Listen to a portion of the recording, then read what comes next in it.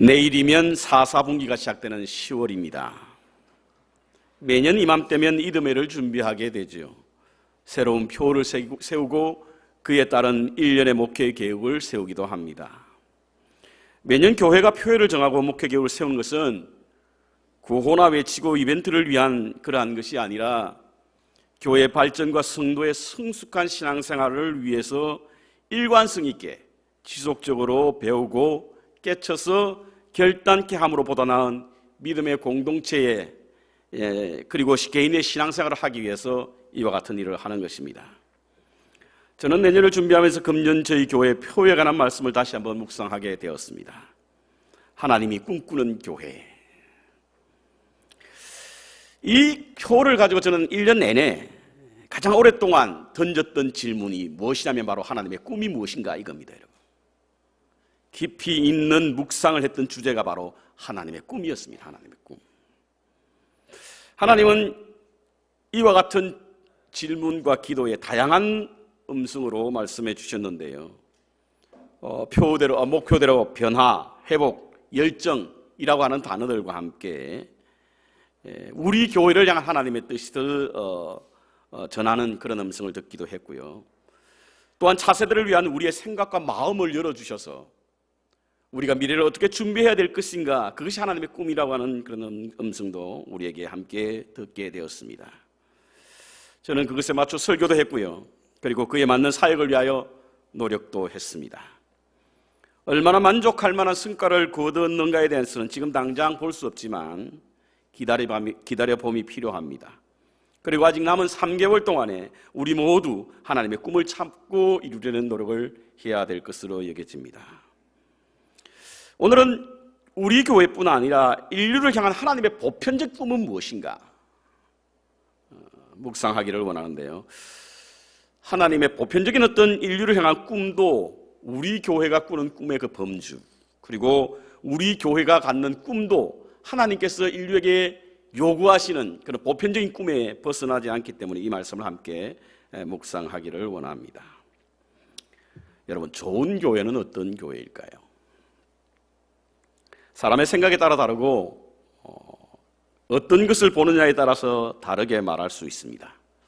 그러나 일반적으로 좋은 교회라고 한다면 많은 사람들이 찾는 교회가 좋은 교회라고 볼 수 있는데요. 대략 몇 가지를 보면 좋은 교회라고 하는 것은 목사의 인품과 설교가 좋은 교회가 좋은 교회라고 합니다. 아이들의 교육시설과 프로그램이 좋은 교회가 좋은 교회라고 하죠. 접근성과 편리성이 있는 교회, 소문이 좋은 교회가 바로 좋은 교회라고들 합니다. 그런데 최근에는 하나 더 덧붙이는 게 있더라고요.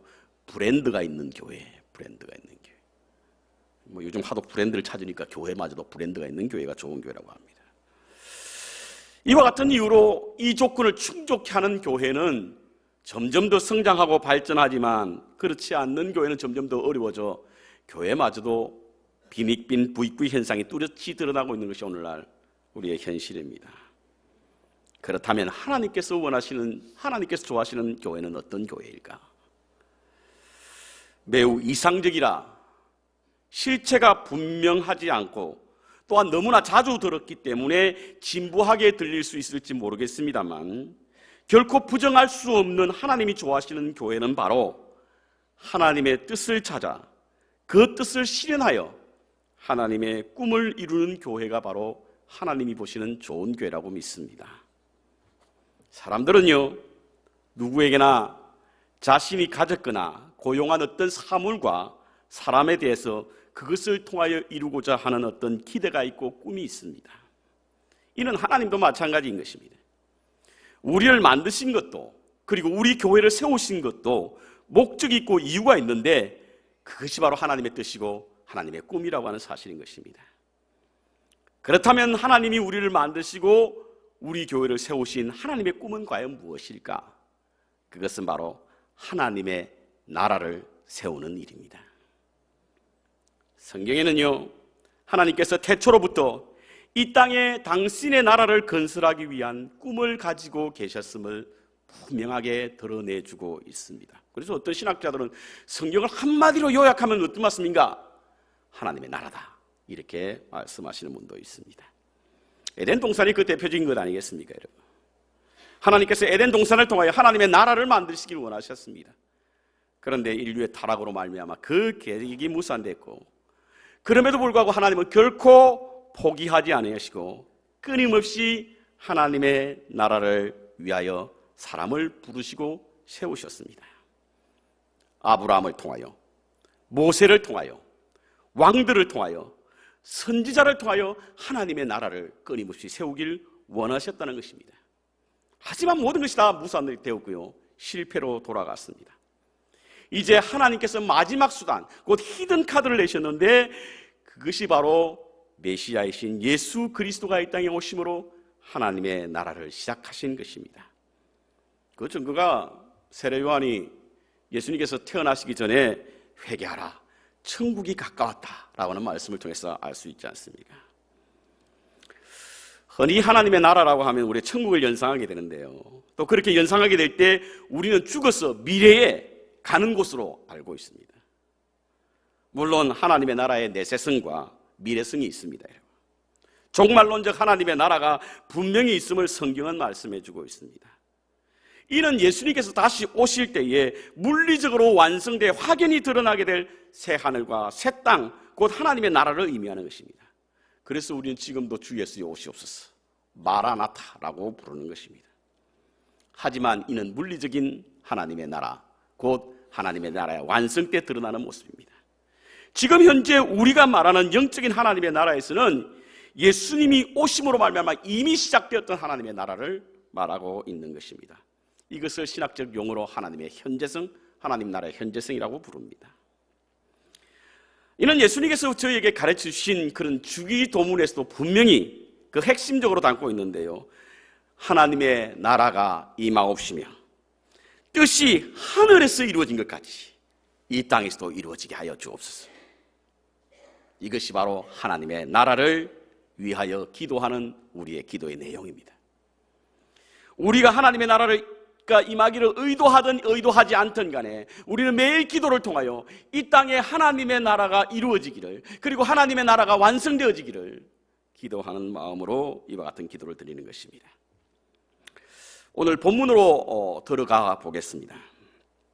바리새인이 주님을 찾아왔습니다. 하나님의 나라가 언제 임하겠느냐라고 물었습니다. 이와 같은 질문을 하게 된 것은 이유가 있습니다, 여러분.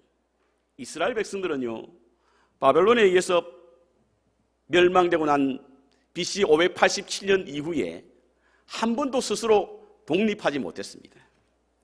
독립을 위한 각고의 노력은 있었습니다만 바벨론으로부터 이어지는 팔레스타인, 그리스, 로마에 이르기까지 예수님이 탄생하기 600년 동안 그들은 자유를 얻지 못한 그런 상태로 지내고 있었습니다. 그래서 그들의 염원은 하루빨리 독립하여 해방의 꿈을 이루는 것을 원했고, 그날이 바로 메시아의 탄생이며 그것이 하나님의 나라라고 하는 믿음을 갖고 있었습니다. 그래서 주님께 다가와서 그날이 언제입니까? 라고 물은 거예요. 이때 주님이 하신 말씀이 이것입니다. 우리 다시 한번 이 파워포인트를 통해서 오늘 본문 말씀을 한번 읽기를 원하는데요, 17장 20절 중반절부터 예수님께서 대답하여 가라사대, 이부터 같이 읽겠습니다. 시작.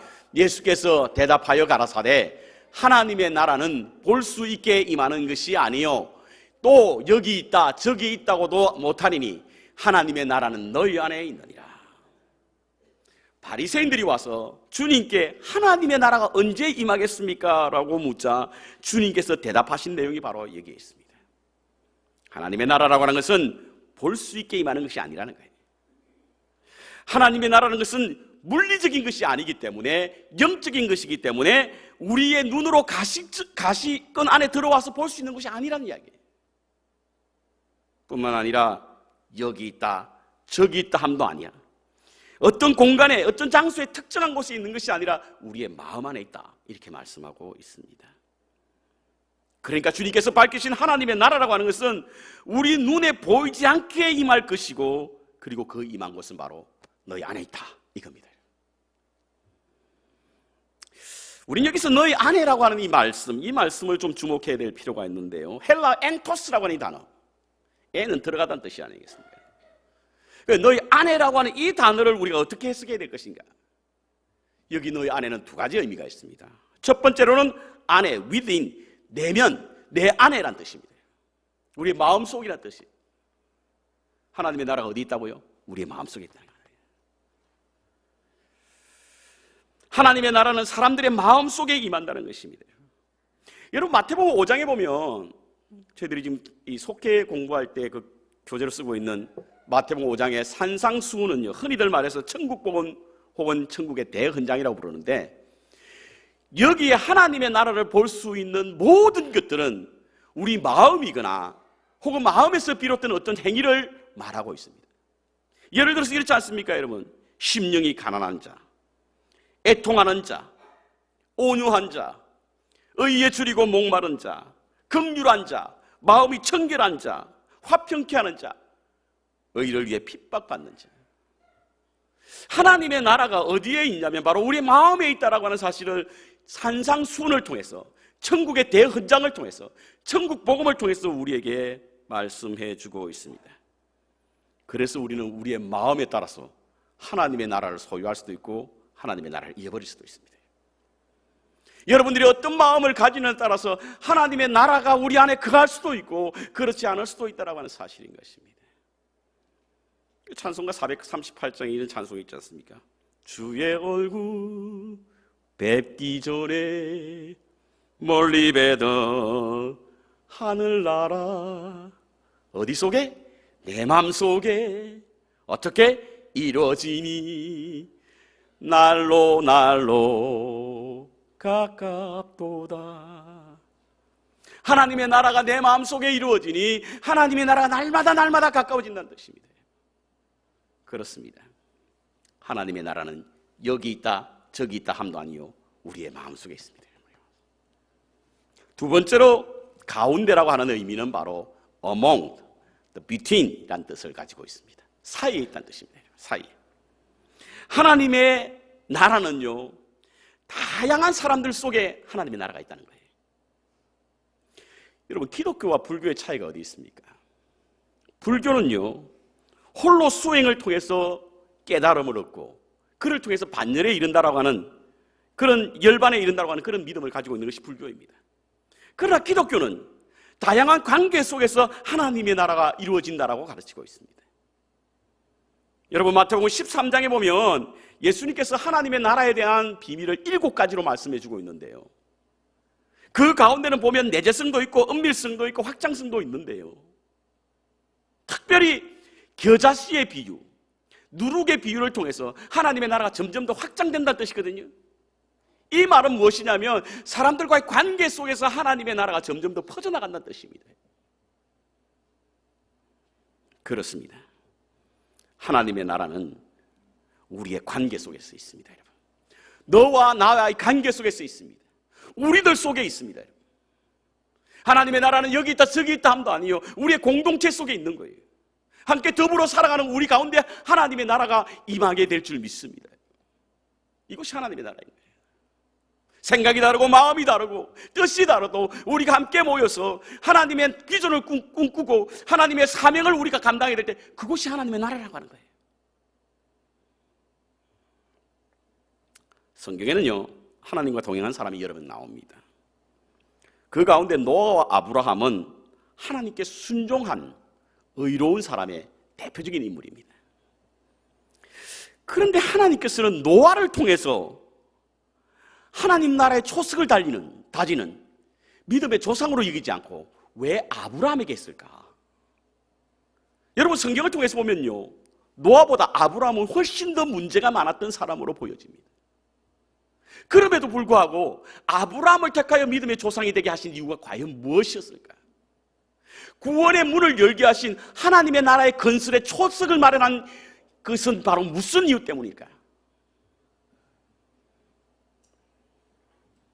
그것은 바로 전적 타자에 대한 책임과 의무가 아브라함에게 더 있었다는 거예요. 비유를 한번 들어볼까요? 조카 롯이 소돔과 고모라 성에 가서 살 때에 침략을 받지 않습니까? 엘람 왕으로 말미암아 그가 어려움을 당하고 핍박을 당하고 그의 재산이 다 빼앗기고 포로로 잡혀 있을 때 아브라함은 자기의 사병들을 데리고 조카롯을 구하기 위해서 갑니다. 원래 아브라함은 그런 사람 아니었거든요. 그는 아주 매우 비겁한 사람이었고, 그리고 굉장히 겁이 많은 사람이었어요. 오죽했으면 자기 아내를 자기 누이라고 바꾸면서 그의 목숨을 연명하려고 했던 사람이었습니까? 그럼에도 불구하고 조카롯이 잡혔다고 했을 때 자기의 사병을 데리고 그를 구원하기 위해서 갔지 않습니까? 뿐만 아닙니다. 소돔과 고모라 성에 하나님께서 심판하신다는 이야기를 듣고는 하나님, 의인이 10명이 있으면 어떡하겠습니까? 라고 하나님 앞에 대항했던 사람이 바로 아브라함입니다. 원래 그런 사람 아니었거든요. 어떻게 해서 그와 같은 마음을 가질 수 있을까요? 그는 타자에 대한 책임과 의무가 그에게 있었다는 거예요. 하나님은 그를 쓰시는 겁니다. 하나님의 구원의 문을 여실 때는 순종만 가지고 되는 거 아니에요. 순종을 뛰어넘는 다른 이 타자에 대한 의무와 책임이 있는 자를 통하여 하나님은 구원의 문을 여시고 하나님의 나라를 위한 초석을 다진다는 사실을 우리는 잊지 말아야 합니다. 그렇다고 한다면 하나님의 나라는 과연 어떤 곳일까? 우리는 막연히 하나님의 나라에 대한 환상을 가지고 있습니다.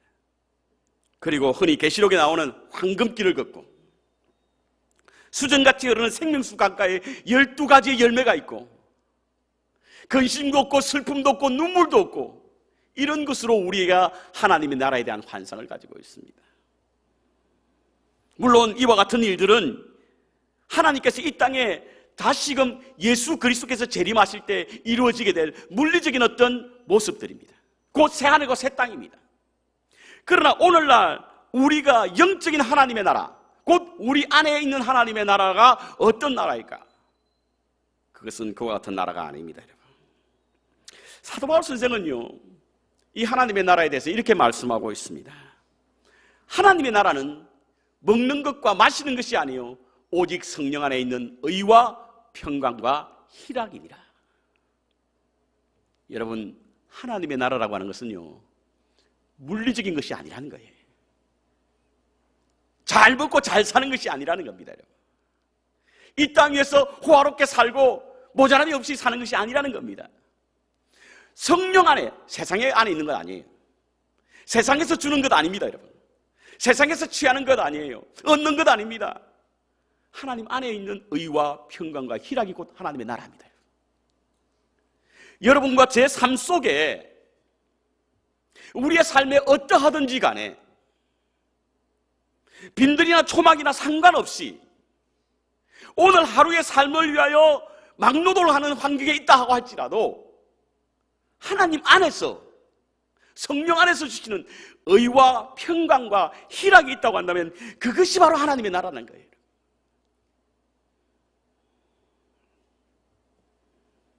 그럼 이와 같은 삶을, 이와 같은 하나님의 나라를 우리가 어떻게 누릴 수 있을까? 그것은 바로 하나님의 통치 속에 있어야 될 줄 믿습니다. 하나님의 통치 안에 있어야 됩니다. 하나님의 나라는요 공간적 차원이 아니라 통치적 차원이 있습니다. 하나님의 나라는 어떤 특정한 장소를 말하는 것이 아니라 누가 다스리느냐 이거예요. 하나님께서 우리의 삶을 다스린다고 하고 우리가 하나님의 다스림을 받는다고 한다면 그것이 곧 하나님의 나라라는 거예요. 만일 우리가 믿음 생활해도 의와 평강과 기쁨을 누리지 못하는 그런 삶을 살고 있다고 한다면 우리는 여전히 하나님의 나라의 맛을 볼 수가 없는 것입니다. 지금 우리가 누리지 못하는 의와 평강과 기쁨이 왜 누리지 못합니까? 이는 여전히 우리를 다스리시는 분이 하나님이 아니라 다른 것으로 여기기 때문이에요. 다른 것에 절하고 다른 것 때문에 목숨 걸고 다른 것에 마음이 가 있는 사람은 그곳에 통치함을 받는 사람이요 그와 같은 사람은 결코 의와 평강과 희락을 누릴 수 없다는 겁니다.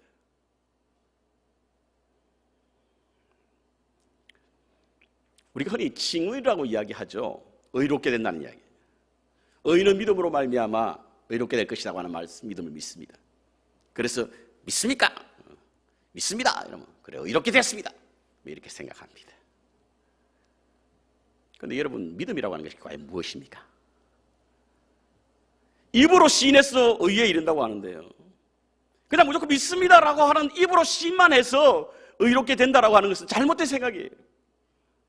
믿는다라고 해서 하나님을 바라보면 아니겠습니까? 그리고 의롭게 된다라고 하는 것은 하나님의 통치를 받는다는 뜻이거든요. 우리가 믿음이 있다고 하면서 여전히 하나님을 바라보기보다는 세상을 바라본다고 한다면 그것은 믿음이 있는 사람이라고 할 수가 없고요, 우리가 여전히 세상의 다른 것에 통치를 받고 있다고 한다면 우리가 의롭게 되었다고 할 수 없는 거예요. 결국에는 믿음으로 말미암아, 곧 하나님을 바라봄으로 말미암아 의롭게 된다고 하는 것은 하나님의 통치 속에 있다고 하는 사실인 거예요. 저는 저와 여러분이 하나님의 통치 안에 거함으로 말미암아 의로운 자가 되기를 소원합니다. 하나님 앞에 의지하지도 않고 통치받지도 않는다고 한다면 우리가 아무리 주님을 신한다고 할지라도 결코 의롭게 될 수 없다는 사실인 것입니다. 그리스도인에게는 두 개의 나라와 두 개의 시민권이 있다고 합니다. 보이는 세상의 나라와 시민, 그리고 보이지 않는 곳의 나라와 시민권을 우리가 가지고 있다고 말하죠.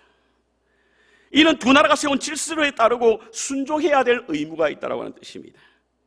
하나님을 의지하고 하나님의 통치에 머무는 것이 바로 하나님 안에서 누릴 수 있는 의롭게 되는 일이요, 그때 비로소 하나님의 의와 평강과 희락이 있게 될 줄 믿습니다. 그렇다면 하나님의 통치를 구체적으로 우리의 삶에 어떻게 드러낼 것인가? 하나님이 통치한다라고 하는 것을 우리의 삶에 어떻게 구체적으로 드러낼 것인가? 그것은 바로 우리의 삶의 기준을 하나님께 있다라고 하는 믿음으로 사는 겁니다. 우리의 삶의 기준이 하나님께 있다라고 하는 믿음으로 사는 거예요. 삶의 기준을 하나님으로 삼는 거예요. 내 성격, 내 생각, 내 능력이 아니라 우리의 삶의 기준, 표준을, 자를 하나님께 맞추는 거예요. 우리는 법치주의 시대를 살아가는 사람들입니다. 그래서 나의 습관, 나의 전통, 그리고 나의 방식에 상관없이 법이 정한 대로 따르고 살아야 합니다. 하나님의 나라도 마찬가지입니다, 여러분. 우리가 하나님의 나라의 시민으로 산다고 한다면, 하나님의 통치를 받고 있다고 한다면 우리의 삶, 우리의 기준, 우리의 잣대, 이것을 내려놓고 하나님의 말씀에 우리의 삶을 맞추어야 합니다. 마태복음에 보면요, 예수님께서 사단으로부터 시험을 받는 장면이 나오죠. 돌로 떡을 만들라, 나에게 절하라, 높은 곳에서 뛰어내려라. 그런데 주님께서 대답하신 것을 한번 보십시오. 그곳에 어디 주님의 뜻이 있고 주님의 생각이 있고 주님의 마음이 있습니까? 전부 다 하나님께서 말씀해 주신 것, 하나님의 기준에 맞춰서 그 사단에게 대항합니다. 그래서 사단은 물러갔다는 거예요. 여러분, 우리는 간혹 영적 전쟁을 벌일 때가 있습니다. 그 전쟁에서 내가 이기려고 애를 쓰는 경우가 있지요. 그러지 마시길 바랍니다. 하나님의 통치 안에 있으면 됩니다. 그럼 하나님께서 우리 대신에 싸우실 줄 믿습니다. 이 땅 위엔 싸움은요, 혈과 육의 싸움이 아니라고 하지 않습니까? 정사와 권세에 관한 싸움입니다. 여기 말하는 정사와 권세는 뭡니까? 하나님의 통치에 관한 싸움이거든요. 우리의 삶에 하나님이 통치할 것인가 사단이 통치하실까, 그 싸움이에요. 그렇다고 한다면 그 싸움에서 이기기 위해서 우리가 하나님의 통치 속에 들어가 있으면 됩니다. 우리의 삶을 하나님의 기준에 맞추면 되는 거예요. 애써서 힘써서 싸우려고 하다 보면 우리는 악한 것보다 더 악해져야 되는 거예요. 그래야만 이길 수 있습니다. 사단은 우리가 하나님의 통치 아래 있을 때 우리에게 더 이상 대적이 되지 못하는 거예요. 에베소서 6장에 보면 영적 전쟁을 벌인다는 장면이 나오는데, 하나님의 전신갑주를 잃어버려 하는데, 그것이 무엇입니까? 그것은 바로 하나님의 통치 속으로 들어오라는 거예요. 우리는 세상과 맞서 싸우려고 할 때 자꾸 우리가 무장하려고 합니다. 우리의 힘으로 이기려고 해요. 우리의 노력으로 이기려고 합니다.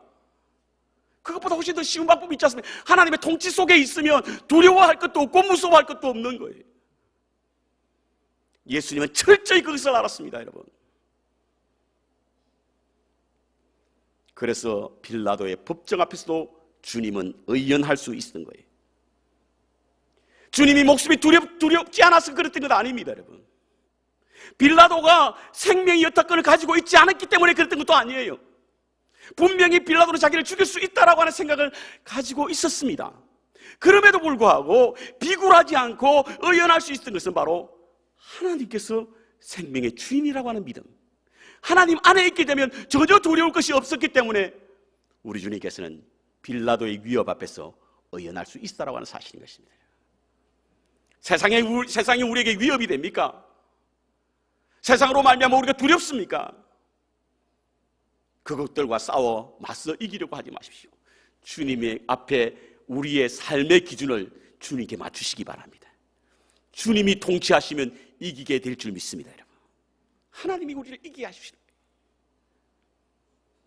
우리의 삶이라고 하는 것은요, 왔다 갔다 합니다, 여러분. 왔다 갔다 합니다. 조석변이라고 그러지 않습니까? 그래서 우리의 생각의 기준을 맞추게 되면요, 왔다 갔다 하는 거예요. 어제 좋다가 오늘 싫어지게 되고요, 어제 싫다가 오늘 좋아지게 되고요. 우리의 마음이란 게 언제 변할지 모르지 않습니까? 그러나 하나님의 말씀은 영원 불변하신 분이세요. 그것에 우리의 삶의 기준을 맞추게 되면 우리는 하나님의 통치함을 받는 사람들이고, 그때 비로소 의와 평강과 희락을 누리게 될 수 있는 줄 믿습니다. 이것이 바로 하나님의 나라예요. 하나님의 나라. 하나님의 나라. 저는 믿음 생활하면서 우리가 하나님의 나라의 그런 어떤 소망, 믿음, 은혜를 누리길 바랍니다. 그러기 위해서는 하나님의 통치 속으로 들어가야 하는 거예요. 얼마나 큰 위로가 되고 용기가 되는지 모르겠습니다. 저는 한국 방문을 하고 돌아왔습니다. 방문하게 되면 자연스럽게 많은 사람과의 만남의 시간을 갖게 되는 것이죠. 특히 이번에는 2주를 지냈기 때문에 오랫동안 보지 못했던 사람과의 만남도 있었습니다. 그 가운데 한 사람이 제가 청년 시절 때 함께 오랫동안 신앙생활을 했던, 하지만 지금은 교회를 다니지 않았던 후배와의 만남이었습니다. 그 친구와는 굉장히 어린 시절에 많은 교회 생활에 관한 추억이 있었습니다. 그래서 한참을 이전의 시간들로 시간을 보냈습니다. 그런데 지금은 교회를 나가지 않고 그 세월이 수십 년이 되었다고 하니 참으로 안타까운 마음으로 그 이유를 물었습니다. 긴 믿음 생활과 오랜 방황 시간에 비해서 그 이유는 매우 간단하고 짧았습니다. 교회를 나가도 행복하지 않다는 거예요. 신앙생활에 기쁨이 없다는 겁니다. 감성이 풍부하고 예민했던 어린 시절에는 신앙생활 할 때 순간순간 가슴 벅찬 시간들이 있었는데, 그래서 그것 때문에 열심히 교회를 섬기며 봉사했는데, 시간이 흐르자 열정도 식고 마음도 사라지더라는 겁니다. 신앙생활은 자연히 타성에 젖어 있게 되었고, 왜 교회를 나가야 되느냐라고 하는 이유, 그 질문에 봉착하게 되었다는 것입니다. 그런데요, 자세히 보니 자기만 행복을 느끼지 않는 것이 아니라 교회 다니는 많은 사람들이 자신과 같이 행복을 느끼지 못하고 있더라는 거예요. 그래서 그는 교회를 나가기를 중단하기로 했다고 합니다. 저는 이 이야기를 듣고 가슴이 철렁했습니다. 그리고는 우리들을 한번 돌아봤습니다. 우리 가운데도 혹시 그런 분들이 계시지 않을까? 행복하지 않는데 마지못해 안 당하면 벌을 받을까 봐 겨우 주일날 예배 다녀오는 것으로 의무를 다하는 듯한 그런 믿음의 삶을 살고 있지는 않는가. 제 자신도 돌아보게 되었습니다. 너는 목회가 행복하냐? 목회가 행복하냐?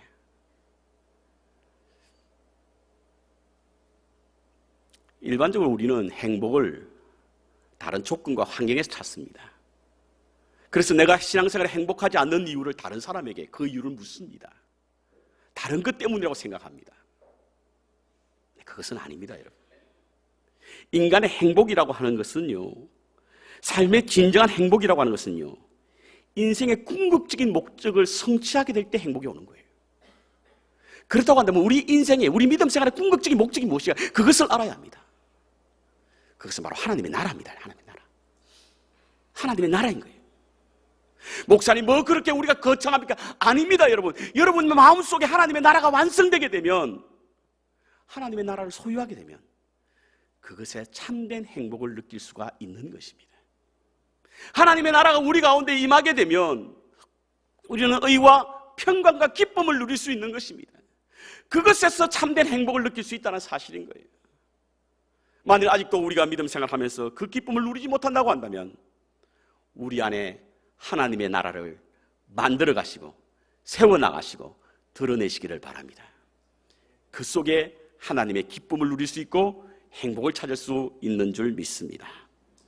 우리의 마음과 공동체 안에서 현존하시고 활동하시는 하나님과 예수 그리스도의 말씀과 가르침을 삶의 표준으로 삼고 기준으로 삼고 하나님의 통치 속에 들어간다고 한다면 우리 마음에 하나님의 나라가 임하게 되고 우리의 삶에 하나님의 나라가 드러나게 될 줄 믿습니다. 하나님의 나라의 백성으로서 의와 평강과 기쁨이 넘치는 삶을 사시기를 주님의 이름으로 축원합니다.